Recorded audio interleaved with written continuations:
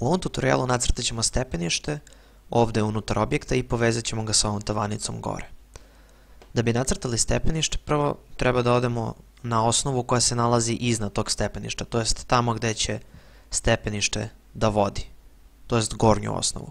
Tako da ćemo otići ovdje na ovu osnovu broj 2, entry level, i sad ćemo ovdje malo prići. Prvo što ćemo raditi je to da izmenimo ovu tavanicu kako bi napravili prostor gdje će se to stepenište zakačiti. Kliknut ću ovdje na Edit Boundary,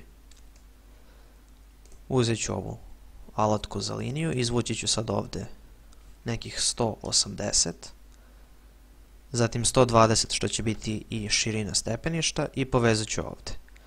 Otiću na Modify, ići ću na ovu Trim and Extend komandu i kliknut ću ovdje i ovdje kako bi ovo trimovao. Zatim ću čekirati, kliknut ću No pošto bi to zakačilo zidove za ovu tavanicu, a mi želimo da oni idu skroz do krova. Kada smo napravili ovaj prostor za stepenište, sad treba da nacrtamo stepenište. Za to ćemo koristiti ovu ovdje komandu koja se zove Stair, kliknut ćemo na nju i prvo što treba da odredimo jeste odakle dokle ide stepenište. Base level je nivo od koga počinje stepenište, to će nama biti ovaj naš lower level, i imamo top level, to će za nas biti ovaj entry level. Ovdje ovaj base offset i top offset je ako imate neku potrebu da to stepenište ne ide tačno do tog nivoa, već da ga malo ide iznad ili ispod njega iz nekog razloga, ako je možda offsetovan i taj nivo ili tako nešto slično. Pošto ovdje nije ništa offsetovano, ostavit ćemo ovdje 0,0 i samo još da izaberemo koje stepenište želimo. Kada otvorimo ovaj padajući menu u Properties panelu, ovdje možemo biramo nekoliko stepeništa. Kliknut ću na ovo Precast stepenište, pošto je to klasično betonsko stepenište.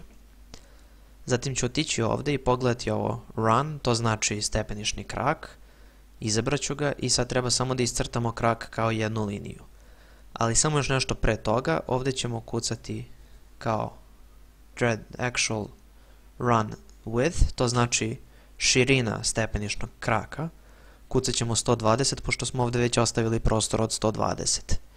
I ovaj location line, to se odnosi na to kad vi izvučete liniju koja će predstavljati vaše stepenište, da li će ta linija biti centralna linija tog stepeništa, leva, desna. Stvarno nije bitno pošto ćemo ga nacrtati ovdje u prostoru, a zatim ćemo ga pomeriti ovdje gdje bi trebalo da stoji.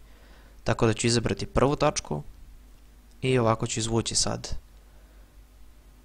sve stepenike i kliknut ću bilo gdje ovdje. I sad imamo stepenište. Sad treba samo da ga pozicioniramo ovdje. Malo ću ga pomeriti. I vidite kako se uklapa. Sad imamo problem što ovdje malo ovo stepenište grize ovaj zid. Da bi to ispravili možemo da ga pomerimo i izravnamo sa tim zidom, a zatim ćemo adaptirati kasnije gornju osnovu kako bi se uklopila. Ovdje ću čekirati. Selektovat ću ovu osnovu, iću na Edit Boundary.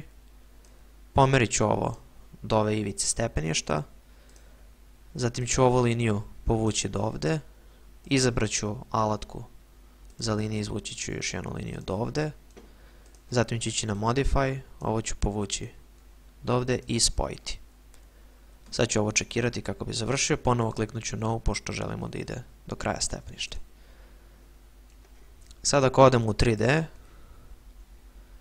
možemo da vidimo naše stepenište kako izgleda u prostoru. Revit je automatski izvukao i ove ograde uz stepenište. Tako se postavlja stepenište u Revitu.